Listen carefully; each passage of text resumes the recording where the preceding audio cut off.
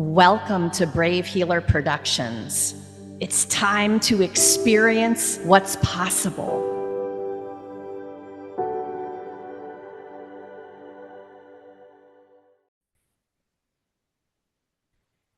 So, what if there's something you haven't learned yet that could change everything? Welcome, everyone. I'm Laura DeFranco, the CEO of Brave Healer Productions, where we are helping the world experience what's possible. And here today to help me with that mission are four of the amazing featured authors in one of our newest books. This one is Brave Kids, short stories to inspire our future world changers. And this beautiful bear is volume 3, you guys. I'm so excited to share this book with the world and introduce you to some of our authors. Before I do that, I have a huge shout out for our lead author, KJ Kashula.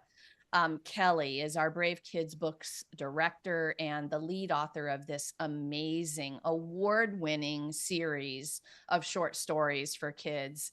Kelly, thank you for everything you put into this project, your blood, sweat, and tears, your love, your heart, your soul. I am so grateful that you are in my world, and I'm grateful for your big vision for what this is. You have gathered around you a stellar group of experts to share these short stories. And yeah, it's badass. You are a badass. Thank you for being in our world. So let me introduce you to these authors today, you guys. Sophia Pereira is a clinical rapid transformational therapy hypnotherapist who helps her clients overcome anxiety, depression, OCD, and OCD through hypnotherapy. She specializes in children and teens who experience school refusal or school can't. You guys heard that term before? I learned a new term in her bio today. Jacqueline Diaz is a thought leader, mental health advocate, and founder of the Stevens Spectrum Career Project, dedicated to creating inclusive workplaces and empowering neurodiverse individuals to thrive. Michelle Lima is here. She's a licensed psychotherapist, entrepreneur, and the passionate force behind 2 thriving businesses, her private therapy practice and online coaching business, Beyond Being Incorporated. And Terry Wellbrock is here. She's a trauma warrior, writer, top 2% global podcaster, audiobook narrator, and speaker. Welcome, ladies. I'm so happy to have you all here today. How's it going? Good. Thank you. Fabulous. Great. Good. I'm glad. I want to get into this. This is such a juicy, amazing book. I can't wait for people to have this in their hands. There's so much I want to talk about today. Sophia, I'm going to start with you. Tell us the most important thing you want people to know about your beautiful chapter. Your chapter is called The Tiny Cockroach, Facing Your Fear When You Don't Understand It. Yeah, tell us what you want us to know about this story.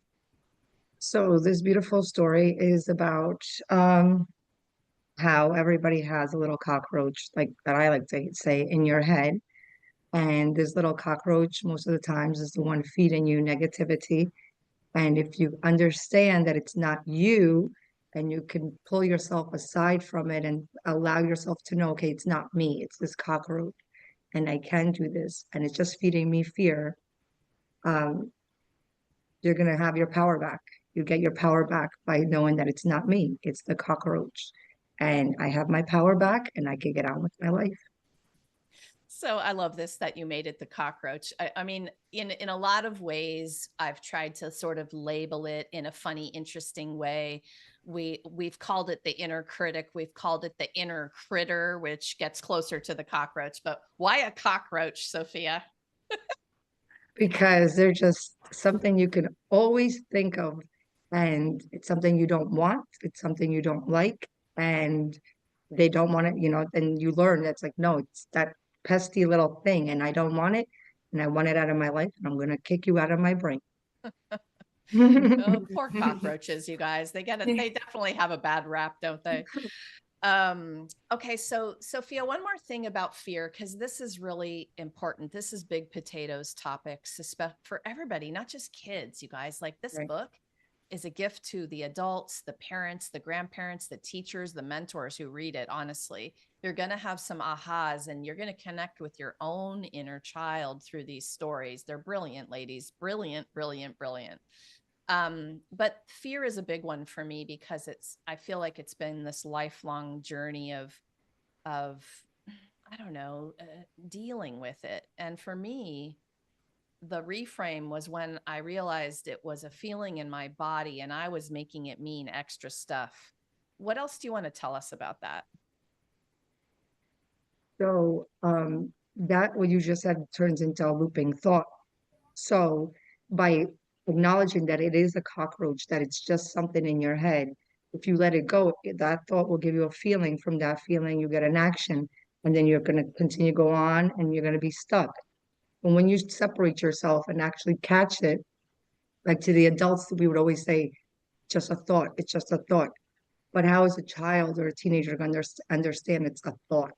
So that's where the cockroach came. And so once you understand that it's just something there, it's just something whispering the wrong things to you that then give you that feeling, and you don't like that feeling, and that's fear, right? But once you stop that, you could get on your merry way to recovery. You're gonna get on your way and get your power back, and just, just be the person that you were before it showed up.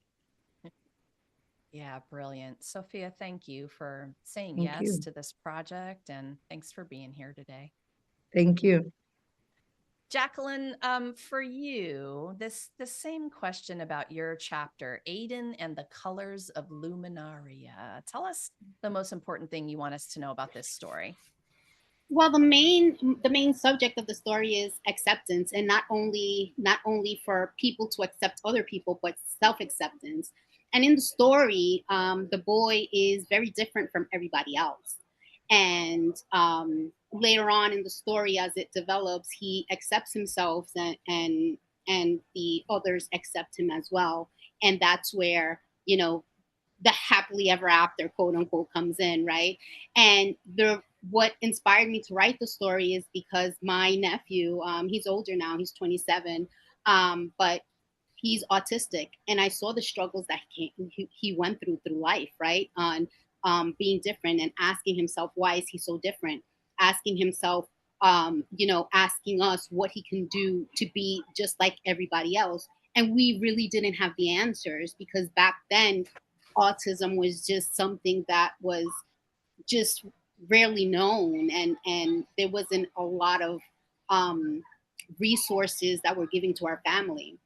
And it took me back as well, because I'm also neurodivergent, late diagnosed with ADHD and OCD. And it wasn't until my diagnosis that I was able to accept that my thought process was just different than everybody else. I was so exhausted with masking, with, just mimicking other people's behaviors, because I know my behaviors were a little bit different. And it was only until that I accepted myself that everybody else kind of just like accepted my way of thinking, and I became so much more happy. It's miserable not accepting yourself and questioning why you're just different than everybody else. So that's the main subject of the story. Yeah, big subject, isn't it? Self-acceptance. You're making me think of the journey that many of us have been on. It's worthiness is coming up. When you do the work of self-acceptance, you massively change your own life in very, very positive direction. If you could think back into the moments in the beginning of self-acceptance, could you give us an idea of what one of the baby steps was for you in the very beginning? Well, number one, it was the diagnosis, because I just didn't know why like my thought process was so different than everybody else. Um, it just seemed like some things came really easy for me, and some people said that the way that I like kind of like obsessed over like one topic, and I could just hyper focus, was pretty cool. And to me, it wasn't, because it was just like, yes, I was focusing on one task, but until that task was done, everything else just didn't matter. And I wondered why. So the first step was just asking myself, okay, why is this? And I knew that I needed help, and I went to get diagnosed, and lo and behold, in my mid-20s, I'm here learning that I'm ADHD and OCD. Thank you for sharing that piece. I think that's going to help a lot of people through that beginning piece, that beginning stage. I think it's so important. And when you finally have an answer, it's like this big, deep breath of relief. Yeah. All right, I can move for a strategy. I can get the help that I need. Thank you. Thanks for, you've been in a few of our books. So thanks for being back. Thank you. And thank you for being here today to share with everyone. Thank you for having me. Terry, you're up next. Your beautiful story was Dolphin of Hope, Tilly's Healing Journey. Tell us what you want us to know about this story. Oh my gosh, yes. Tilly is a version of me, which I think, is kind of an underlying theme of so many of us. It certainly inspired. I had learned very early on, write what you know. And so Tilly is this beautiful little person who doesn't give up. And I think that's what I talk about in my, what I call my soul work, is that it's such an important part of our healing journey is to never give up. My son told me yesterday, and it just melted my heart. He said, Mom, I've never met anyone in my life who keeps on fighting and keeps on working to figure things out like you do. And I was just like, honey, thanks for that.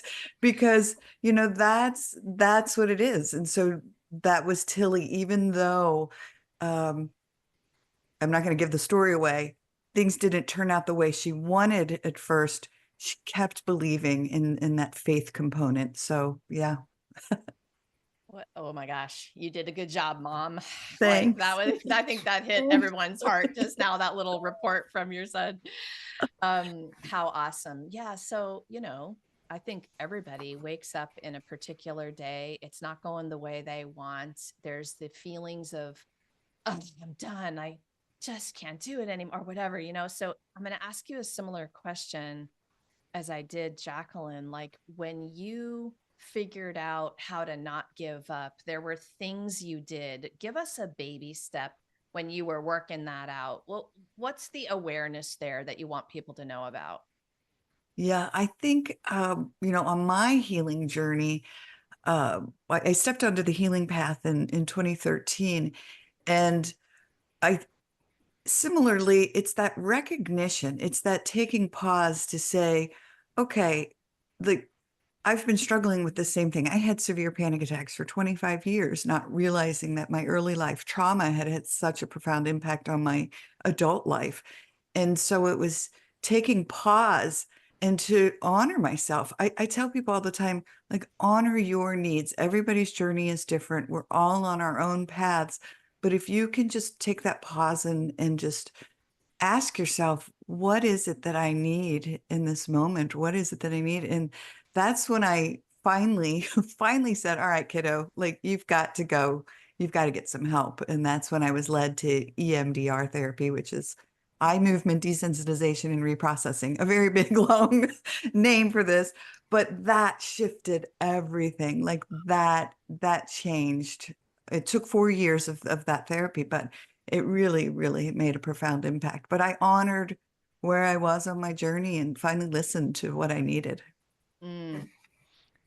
No small feat, honoring where you are on your journey, people. Yeah, Terry, thank you. Thanks for being in this project. Thanks for sharing your heart and soul on these pages. Oh, thank you, Laura. It's been wonderful.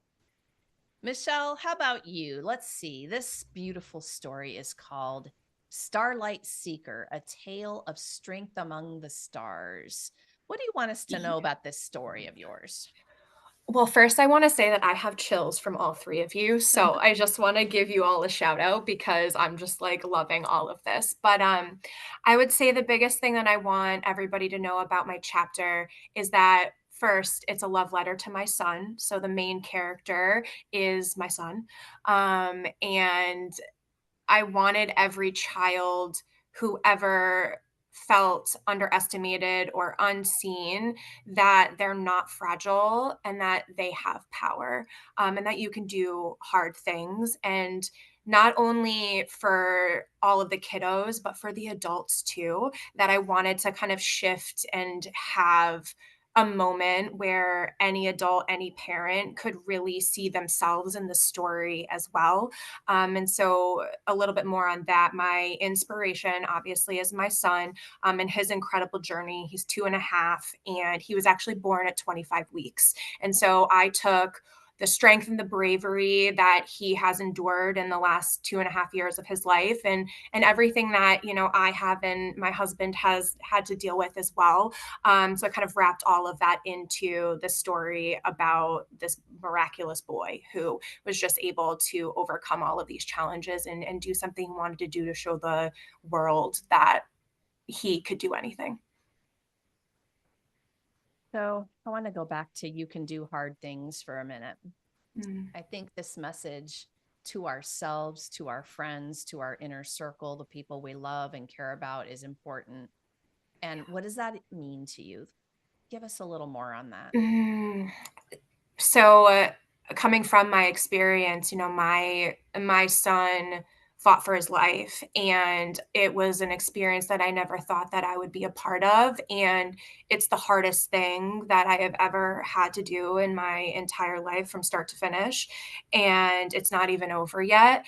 And for a long time, there were a lot of people in my life who said, I don't know how you did it. I have no idea. And I always came back to, you could do hard things, that this is hard. And although I didn't necessarily had a choice, I had to push through. Like, the way that I did it and how I overcame it, and of course, obviously, how my son overcame it as well, is what I want everybody to know is so possible. Yeah, thank you for going a little bit deeper on that one. I think Yeah. there's some days where we don't feel like we can do it. It's like kind of like what Jill Yeah, was saying about giving up. It's like, I'm absolutely. done. I'm tired. I'm exhausted. Like, I don't know if I can do this. And then you said something that resonated just now. You just didn't feel like you had a choice. I actually think that that's a mark of a pretty conscious, amazing parent. I didn't have a Thank you. choice. You just do what you need to do, you know. Yeah. Anything else about that? Um, yeah, I think that the next part of that is, I didn't have a choice of the experience, but I had a choice of how I dealt with it. And same thing with my son, right? I mean, he doesn't know anything, but he, like, we all have choices, and I could have sat in a really dark place and not been there for my son, and not do all the things. And I chose not to do that. Right. And so you'll see in the story that the parents are really protective, and they don't want the main character, the little boy, to do certain things. And he proves them wrong. And really, that's what my son has done for the last 2.5 years. He's really proved us and everybody else wrong. And it's been pretty miraculous. So, which is actually part of the story too, is that he lives on a planet called Miraculum. So, Nice. Michelle, thank you. Thanks for you're saying yes to welcome. this project and for being here.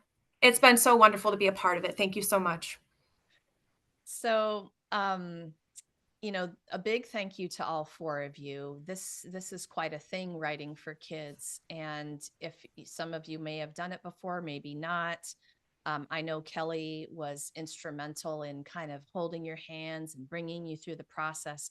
You all made these characters come alive, and the writing is stellar. The stories are profound. These aren't your ordinary children's stories, y'all. Like, these are experts in their fields bringing their knowledge into a story for kids is quite an art and skill, and they're gorgeous. And I know y'all will love this book. You need to go and grab your copy of Brave Kids today. Okay. But Jacqueline, I'm going to start with you on this next question. How has it been for you writing for kids? What has this meant for you?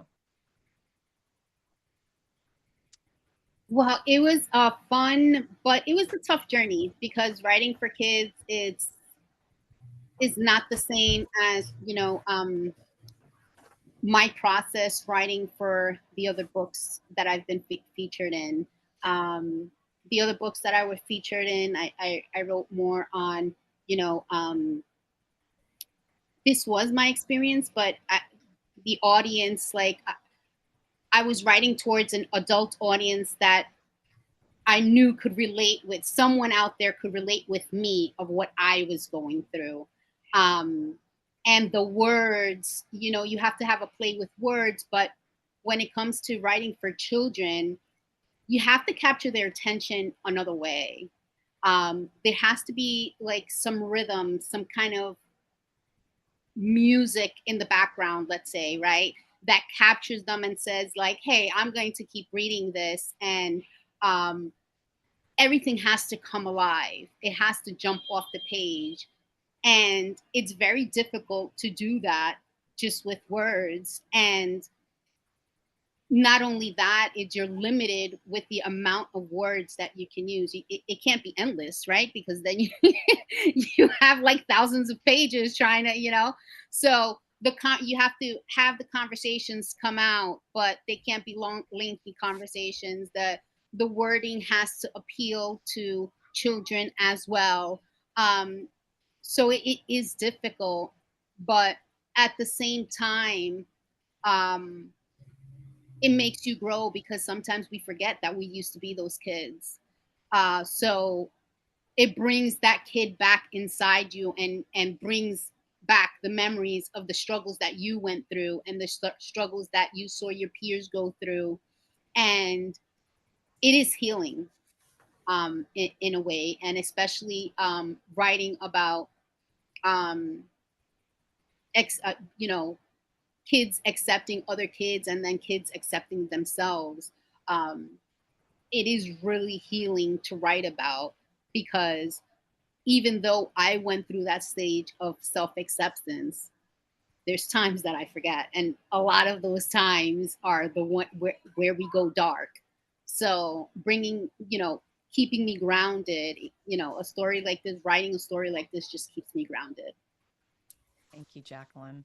I love listening to you guys talk about this process. Terry, how was it for you writing for kids? What has that meant for you? Yeah, mine was similar but different in that when I started writing, I was so used to writing for adults. And so I'm a person of faith. And so I just was like, all right, I'm just gonna write from my soul, like, right, let spirit guide me.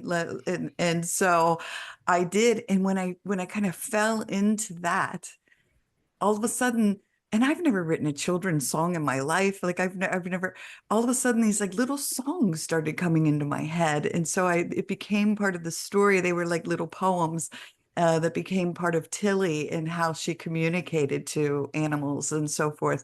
And to me, like I can hear the song in my head. And oh my gosh, when Kelly played that song that she, created through the AI program, oh my God, I like tears just fell from my eyes. So again, I was just, once I fell into it, it just flowed. It just flowed through me.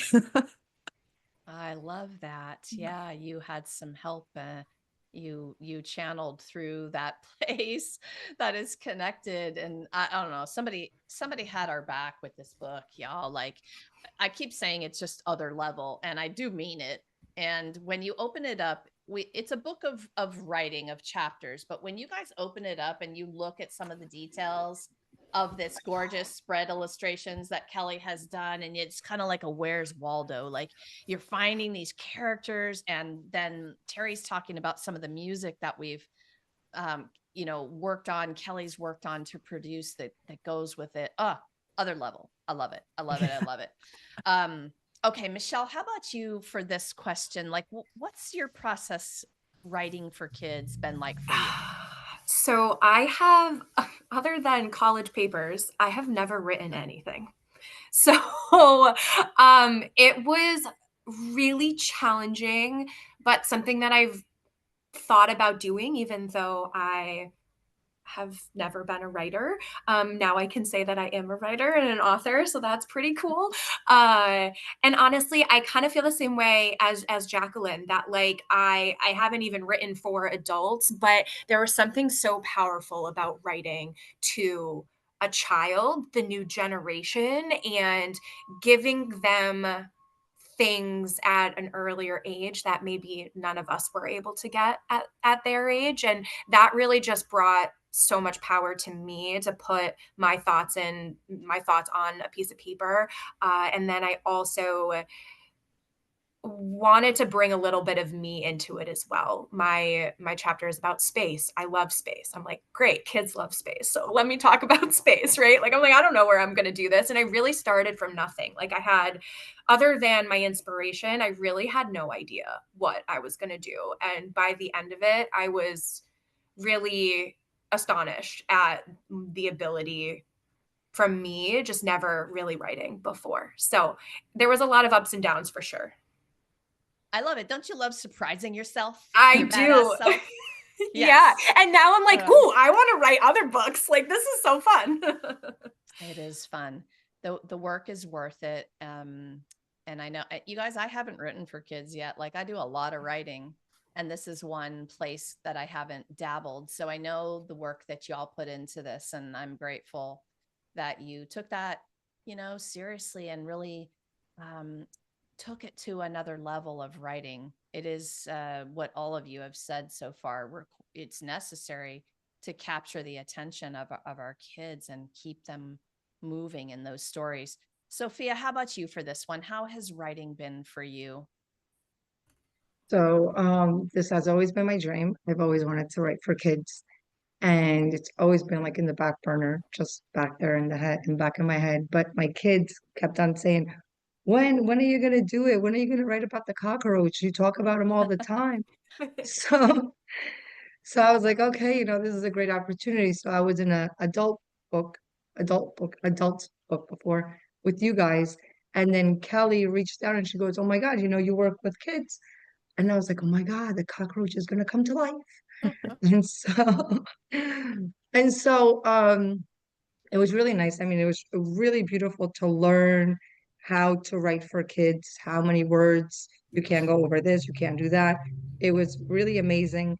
Once you know what you have to do and what you can and cannot do, then it's like it starts to flow. And to be able to write for a child that's probably going through something, not understanding it, feeling alone, feeling like it's just me, because nobody's talking about this, nobody's going through this. I'm looking at my friends here in school and everybody's fine. And then you meet somebody and somebody says to you, oh, I did that before, I had that before. And it's like, what? So I really hope that it reaches some kids that are probably going through the same thing and they don't feel isolated or this is my problem and I'm the only one that has it and I don't belong and I can't go to school because nobody understands. And so it was like a dream come true, honestly. So it was something that I always wanted to do and I'm really grateful that I got to do it. Laura, we lost you. Oh, Yeah, I can't hear you. you can't hear me. I hear you now. You're back. Now we can hear you. Yeah. I'm like, what happened? This makes me smile, Sophia. Thank you for talking about that dream. And I'm super happy that we can make that publishing dream come true for our authors. It's important. You all have important work and brave words to share. And I'm honored and grateful every day. Okay, I have this cool question I want to ask all of you. This is something I've done over the years for myself, where in my journals, I would talk to my younger self. So, Terry, I'm going to start with you. If you could talk to the younger you, no rules on age or stage, what would your message of encouragement be today? Well, it teared me up a little bit. Like I instantly, oh my gosh, I instantly had like 4-year-old me. That was before like the horrific trauma had started. And I just like I can see her on my lap and we're swinging on the swing. And I come back to that same message again, like, kiddo, You are going to go through some stuff, but don't give up. You are so strong. You are so brave, brave kids. And you've got this. You just got to keep believing, keep having faith. And yeah, I love you. That's what I would say to her. Oh, I love the messages, you guys.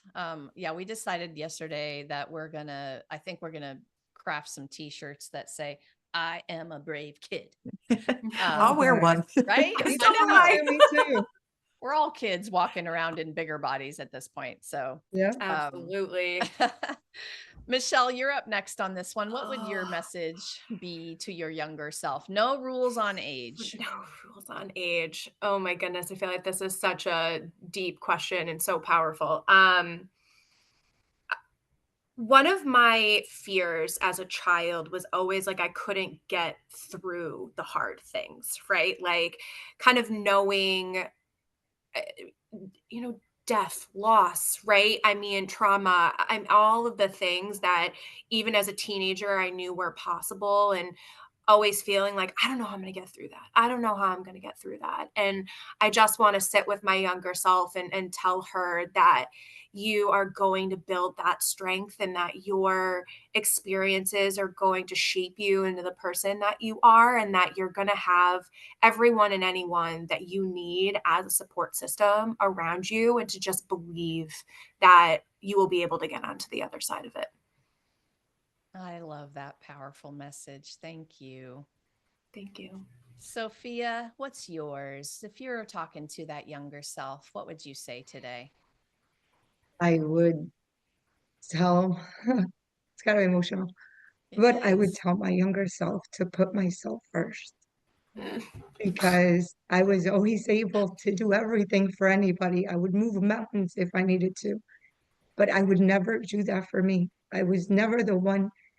I might have a dream, but it was like, okay, maybe one day. Oh, maybe. I was always like a photographer. Me, oh my God, the competition. Next, a surgeon. Oh my God, how are you gonna say that to a parent or a wife? Up next, it was always the critic, that cockroach that got to me, that would never let me do anything for myself. And I would just tell myself that put yourself first, put your dreams there, and go after them, because you're amazing and you can actually do what you want to do. Sorry. Love it. You are amazing. You are all amazing. If only we had ways to hear the messages back along the way. And you all know that we're talking to parents and teachers and grandparents and mentors today. Right. And I think that if there's one place I would tweak, I would go back with my kids at super earlier ages and fill them with love in all of these ways that you are verbalizing today, which I know it is emotional. Jacqueline, how about your version? What would that message of encouragement be to your younger self today? I definitely tell myself, let your differences shine, and celebrate other people's differences, and remind myself that that's what makes the world beautiful, right? Is our differences. Like, imagine that we all spoke alike and we looked alike and we dressed alike, everybody in khakis and white shirts. Like, how boring life would be. So giving her that image in my head, like, just celebrate your differences and stop trying to hide them. I love it. Khakis and polo shirts were my uniform as a physical therapist for like 20 years at the hospital. So I'm like, khakis and polo shirts. Oh my gosh. You're giving me the flash to that. All right, you guys. So this is a quick one and hopefully an easy one for you. Michelle, describe this book in one word for our listeners. Oh God. That's not easy. I feel like that's hard. I feel like there's so many words. I know. My first word that came to mind is inspirational. I feel like that's kind of status quo, but I don't know. Inspirational is the first word that came to my mind. Inspirational is a perfect word. Sophia, one word that you would describe this book with. Powerful. Very Yes. powerful. Yes. Inspirational and powerful. Jacqueline, no pressure. What's your word? Courageous. Yes, of course, right? And Terry. It's similar to powerful, but I think it's different and it's empowering. Yes. Mhm. To all of you today, authors, thank you so much for what you do in the world and for being here today to share it with everyone, for being in this gorgeous book. Listeners, this is way more than a book. This is a very generous community of experts, and they are waiting for you to reach out with a question, carry on the conversation. I have everybody hooked up with their links down below. Please scroll on down, click on a website, explore all of the amazing things these expert authors are up to. And of course, we hope you hop over to Amazon today and buy your copy of Brave Kids Volume 3. It's ready for you.